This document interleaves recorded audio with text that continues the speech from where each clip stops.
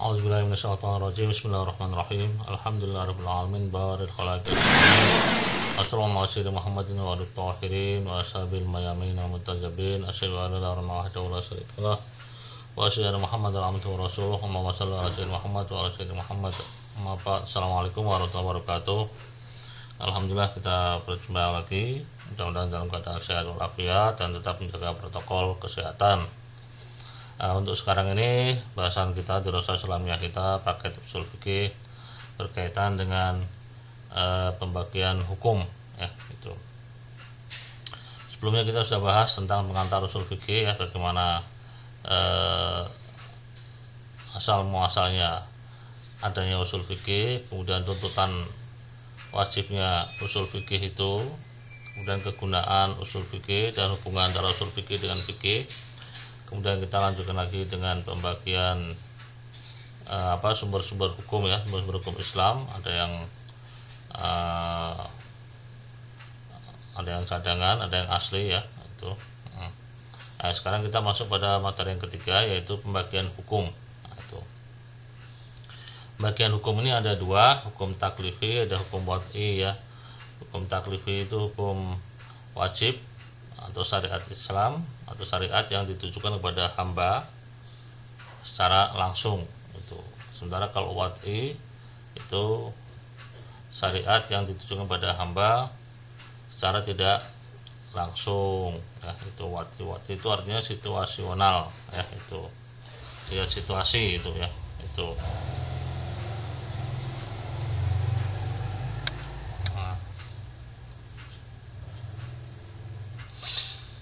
Kita lihat ya, bagian hukum ada dua, taklifi dan wad'i. Oke.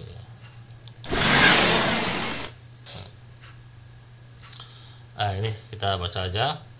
Hukum ada dua ya, bagian hukum. Ada hukum taklifi yang kita sebut dengan hukum positif, atau hukum wad'i yang kita kenal dengan hukum situasional ya itu. Apa itu hukum taklifi?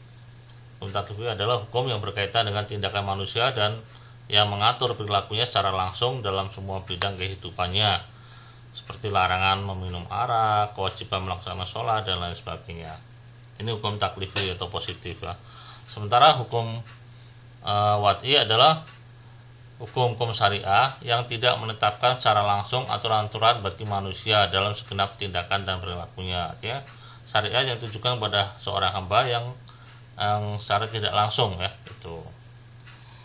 Nah, ini mencakup ya setiap hukum yang berkaitan dengan situasi khusus, tidak semua kondisi ya, situasi khusus, dan punya pengaruh tidak langsung atas perilaku manusia ya. Ada pengaruhnya tentunya nanti ya. Kemudian tidak ada kewajiban untuk melaksanakannya atau pilihan ya kan itu. Tapi kalau sudah dipilih, nanti ada hukumnya, ada hukum taklifinya ya itu. Nah, seperti hak milik setelah adanya akad jual beli. Nah, dalam jual beli kita tidak harus ya itu, tidak harus melaksanakan jual beli, tidak harus ya kan, atau pilihan mau jual beli ataupun yang lainnya nggak harus itu. Nah, tapi ketika kita sudah milih jual beli sah, maka kita ada kewajiban yaitu hak kepemilikan ya itu, kita memiliki barang yang sudah kita beli dari penjual seperti itu. Oke.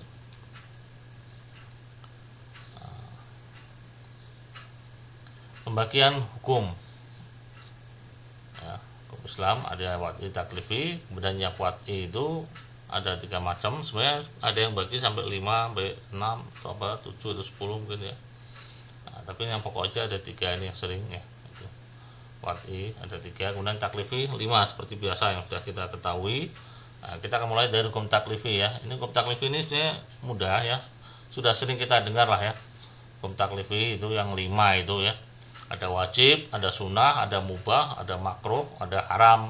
Nah, itu.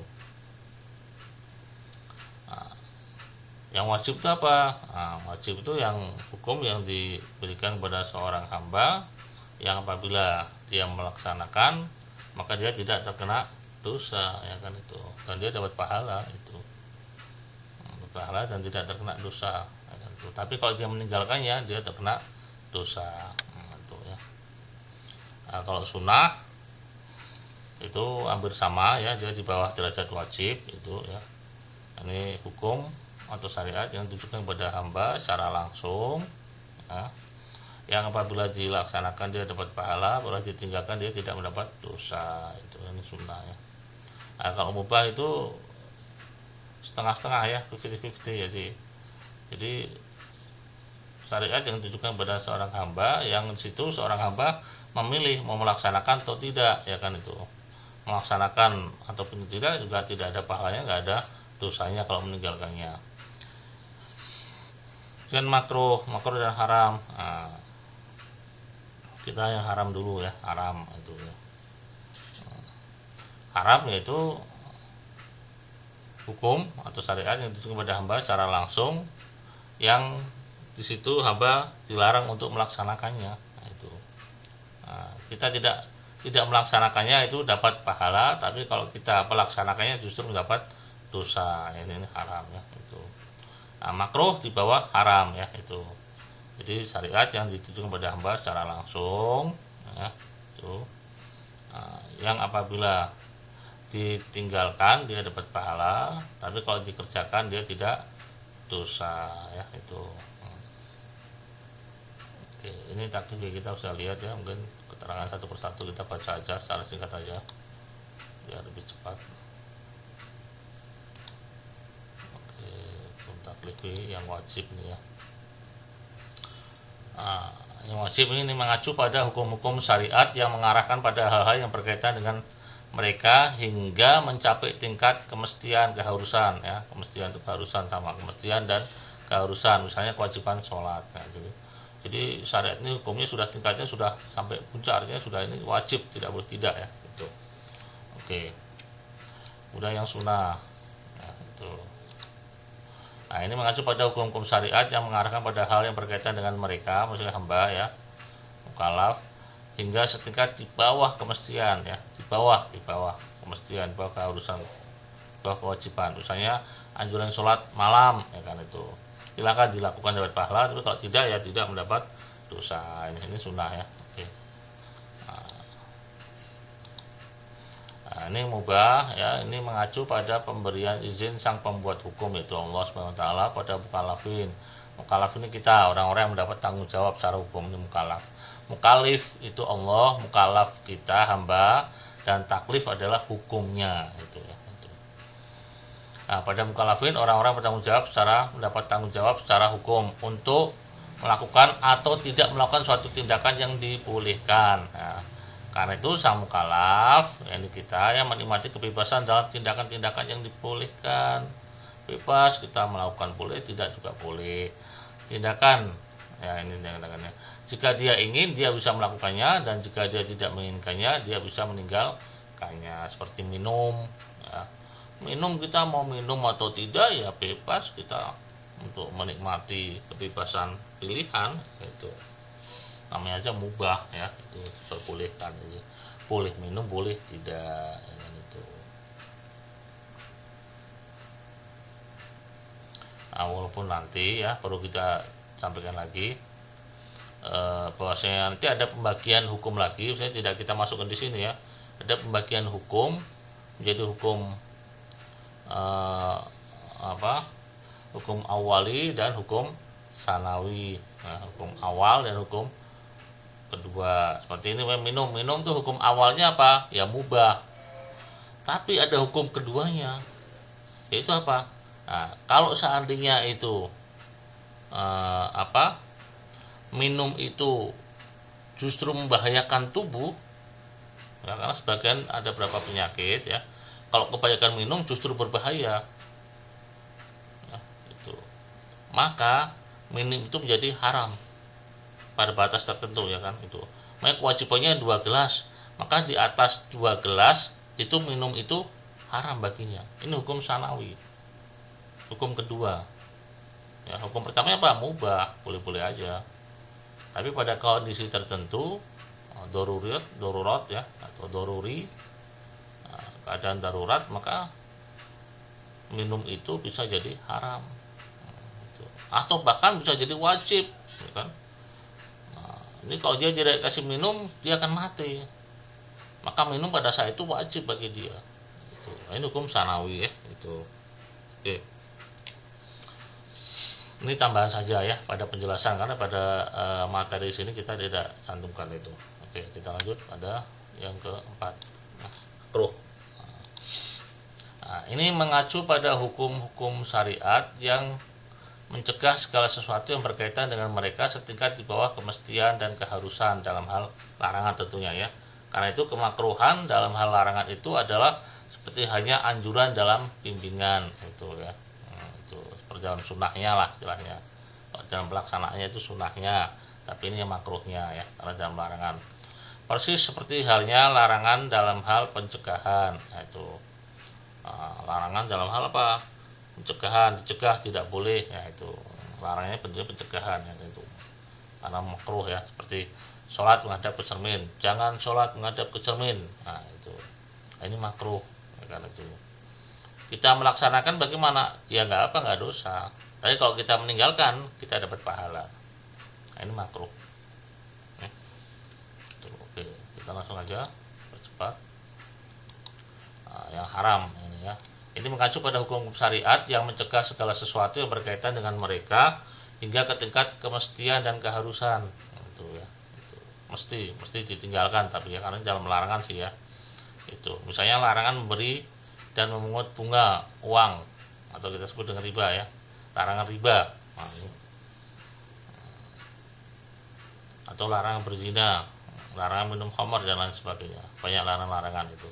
Nah, larangan-larangan ini tentunya yang ditujukan pada hamba secara langsung, ini nggak boleh dilanggar ya, nggak boleh dilaksanakan ya. Itu.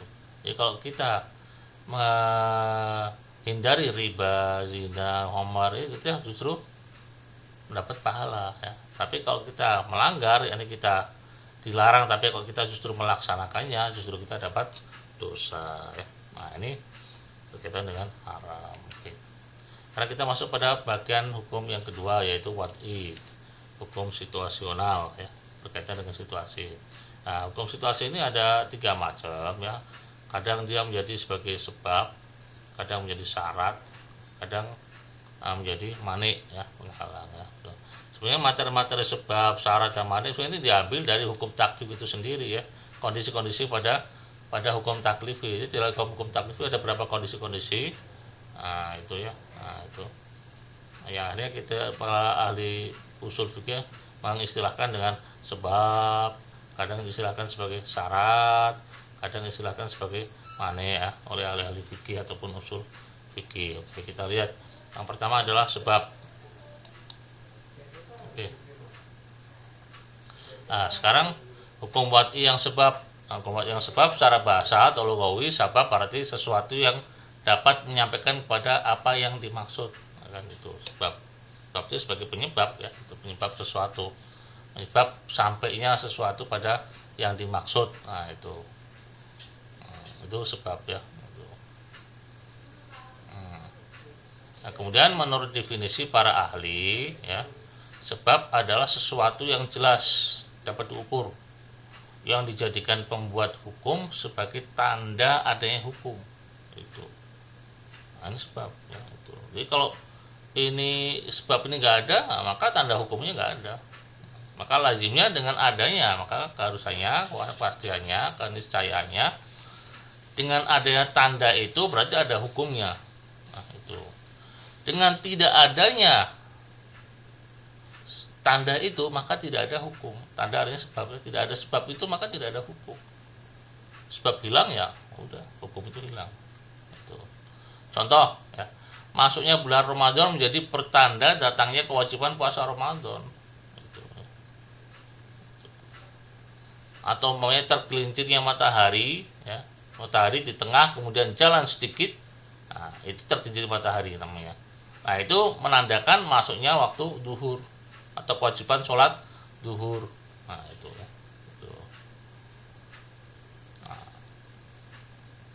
Masuknya sholat duhur itu sebagai wajib karena matahari sudah tergelincir, masuknya sudah ya, itu.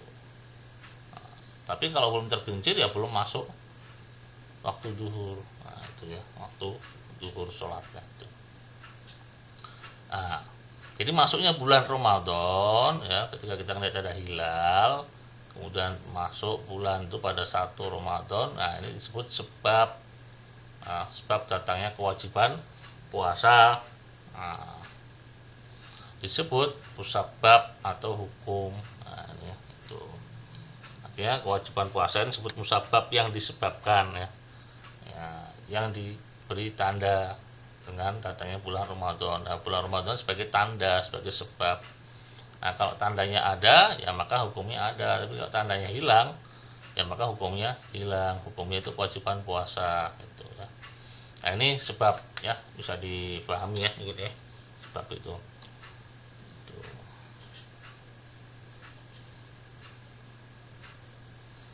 Kita lihat yang kedua ya. Sebenarnya gampang sih sebab ya. Pokoknya ada sebab berarti ada musabab, itu aja ya. Itu masih berkaitan dengan hukum, itu aja. Oke, kita lihat yang kedua ya. Yang kedua ini syaratnya hampir sama ya. Sebab, syarat, cuma hanya istilahnya dan pada hal-hal yang lainnya tentunya. Tapi intinya hampir sama ya, itu. Prosesnya hampir sama seperti itu. Ya, itu. Jadi kalau ada syarat ya itu bisa dilaksanakan, kalau nggak ada syarat ya nggak bisa dilaksanakan itu. Nah, sesuatu yang tergantung kepadanya sebuah hukum. Jadi ada hukum yang dia ini bisa berjalan, tapi berjalannya tergantung pada sesuatu. Kalau sesuatu ini ada, terwujud, maka hukum bisa berjalan. Nah, itu. Tapi ya, kalau sesuatu itu tidak bisa dilaksanakan, maka hukumnya tidak bisa dijalankan. Jika sesuatu itu tidak ada, maka tidak akan ada hukum. Itu hampir sama dengan sebab tadi ya. Sebabnya nggak ada, maka musabab nggak ada. Tapi jika sesuatu itu ada, maka akan ada hukumnya itu. Nah, contoh ya, syarat wali dalam sebuah pernikahan, perkawinan ya. Itu. Nah, yang menurut jumhur ulama Ahlus Sunnah tentunya ya, ini merupakan syarat ya, itu. Hadirnya wali itu merupakan syarat, itu syarat sahnya akad nikah itu. Jadi akad nikah ini bisa sah kalau ada wali di situ. Nah, itu. Jadi kalau nggak ada wali dari pihak perempuan ya, itu, maka akadnya tidak sah. Dengan adanya wali pasti nikahnya dengan tidak adanya wali pasti nikahnya tidak akan sah. Ini menurut Ahlus Sunnah ya, itu jelas ya. Ini syarat ya, prosesnya yang bersama dengan sebab tadi itu ya. Nah, itu. Insya Allah sementara ini kita memahami ini dulu ya. Nanti detailnya rinciannya seperti apa nanti insya Allah pada pembahasan yang lebih detail lagi nanti. Oke, kita lanjutkan pada yang ketiga ya, mani.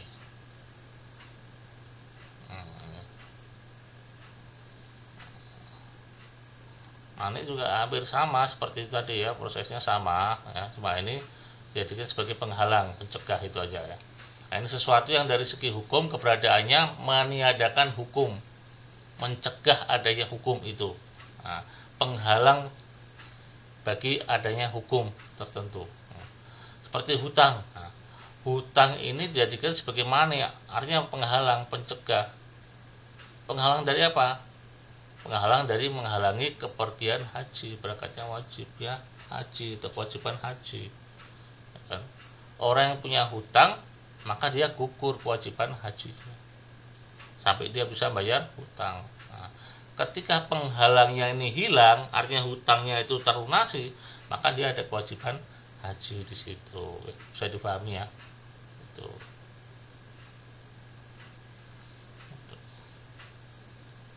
Contohnya dalam warisan ya, warisan ada saudara-saudara bersaudara ya. Nah, kalau ada orang yang membunuh orang tuanya, nah, ini kan di Indonesia kasusnya banyak ya, karena warisan, karena uang dia rela membunuh orang tuanya atau orang tua membunuh anak namanya. Maka ya qatil, yaitu pembunuh orang tua atau pembunuh anak ya, maka ini sebagai mani, pencegah, penghalang dia untuk mendapatkan warisan. Pada saat ini dia mendapat warisan, ya, itu. Ayah mewarisi anak, anak juga mewarisi ayah, itu. Tapi karena dia membunuh, ya, baik ayah membunuh anak atau anak membunuh ayah, maka pembunuhan ini, ya, adalah mane sebagai penghalang atau pencegah dia mendapatkan warisan. Nah, ini mane namanya. Oke, mungkin ini bisa dipahami, ya. Oke. Nah, ini tadi pembahasan mengenai pembagian hukum dari segi wad'i dan taklifi. Walaupun tadi kita sudah tambahkan, ya, sekilas, ya, hukum itu, bagian hukum yang lainnya ada hukum awali dan hukum sanawi. Hukum awal dan hukum sanawi, hukum yang kedua itu apa? Itu hukum kedua itu biasanya berkaitan dengan situasi darurat ataupun tidak, seperti itu, ya. Itu biasanya hukum sanawi seperti itu. Oke, terima kasih. Mungkin ini saja untuk kajian bagian hukum Islam. Wa taufiq illa billah, wa tawakkaltu alaihi unib. Assalamualaikum warahmatullahi wabarakatuh.